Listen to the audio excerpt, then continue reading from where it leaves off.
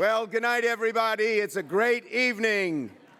It is great. I just got off the plane from Washington because I wanted to be here.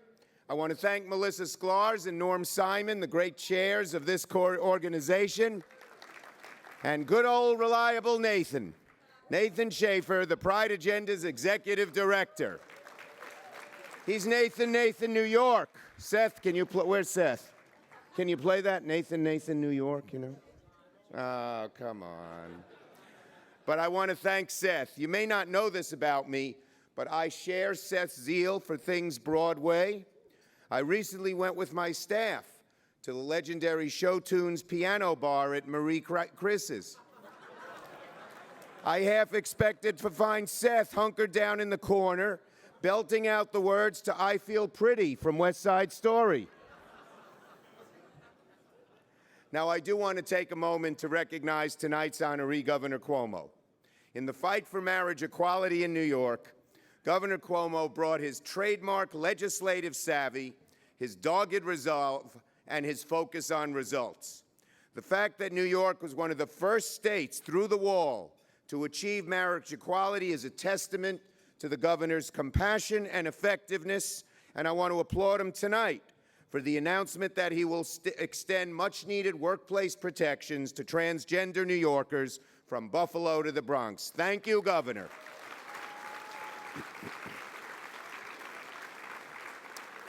And it's amazing to think that just a few years ago, we were celebrating being first through the wall on marriage equality.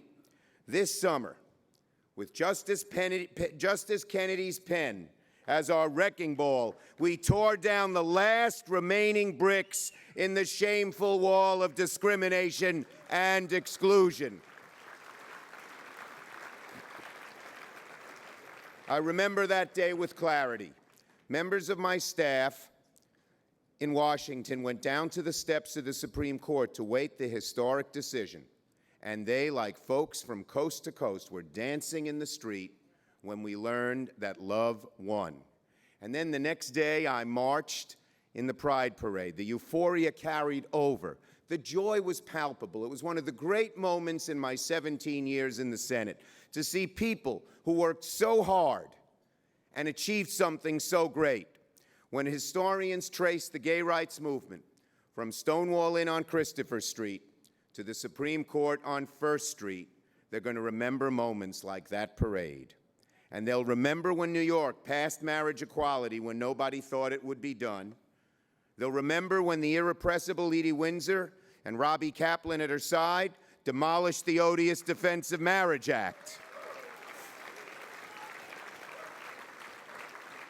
As Edie's last name implies, she put a righteous wind at our backs.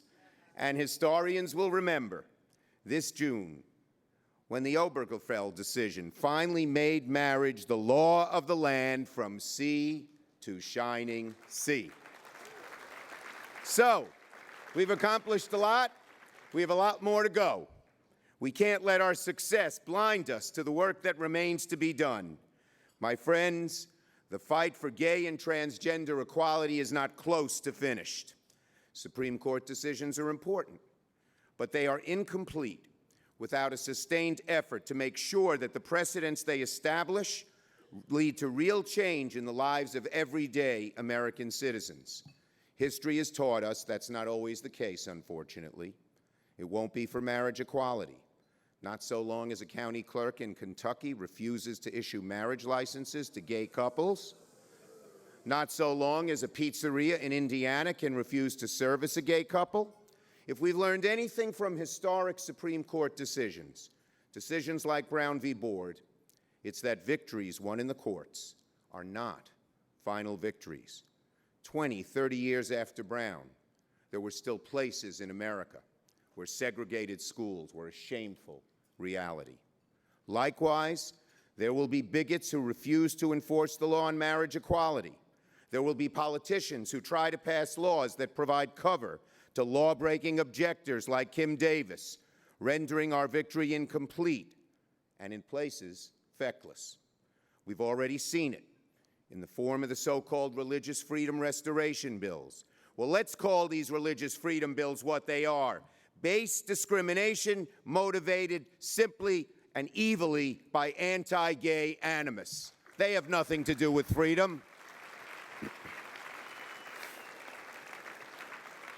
Not only do we need to protect our hard-won victory on marriage, we can't lose sight of the work that remains on other fronts. We must march forward until it's no longer true that in a state like North Carolina, you can get married on Saturday and then be fired Monday because your boss learned about your sexual orientation. I'm proud to be a co-sponsor, a leading co-sponsor of Senator Tammy Baldwin's Equality Act, which would end workplace discrimination for gay and transgender Americans once and for all.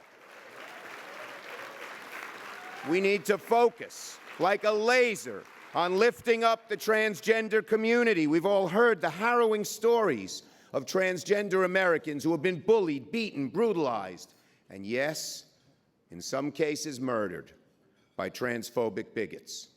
The transgender community is plagued by double-digit unemployment, double-digit rates of poverty, devastating rates of homelessness, and they are the largest victims of violent crime in the LGBT community.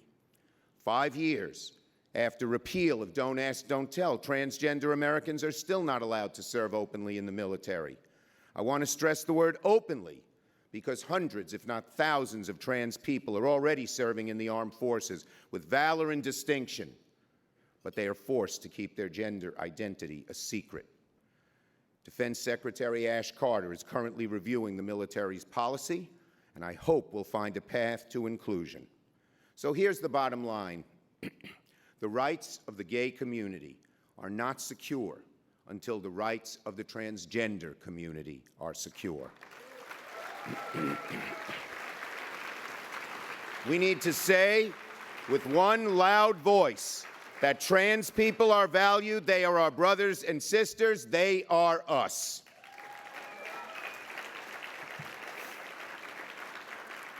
We need to do more to guarantee that every LGBT kid in this country grows up with hope and dignity. Telling LGBT youth that it gets better is an important start, but we need to follow those words with actions. That's why I support Nancy Pelosi's push to pass federal legislation banning the abhorrent practice of gay conversion therapy.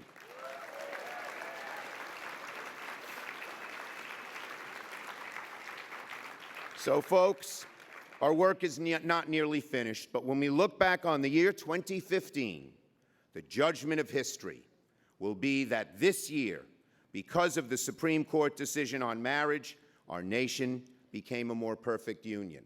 Now, what about 2016? What will history say about us then? This coming November, we will elect a president with the power to appoint the next 2, if not 3, Supreme Court justices. The Republican candidates, you hear them. You hear them with their anti-LGBT, anti-transgender bigotry.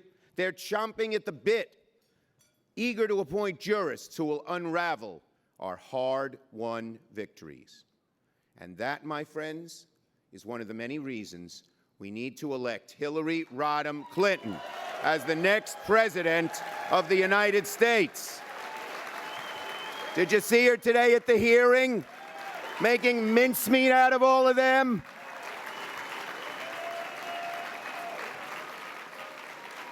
She reminds me of the great Matt Murphy. Every time she steps up to the plate, she hits it out of the park. So, with your voice leading the way, Hillary will win in 2016. The Democrats will take back the Senate. We'll pass the Equality Act. We'll defend marriage equality. And we'll create an America where one day your sexual orientation, your gender identity is no longer a topic of political debate or a reason for a child to be bullied. Let us all hope for and work for and fight so that day comes soon. Thank you very much and have a great evening, everybody. It's great to be with you as I am every year. I love you. I love you.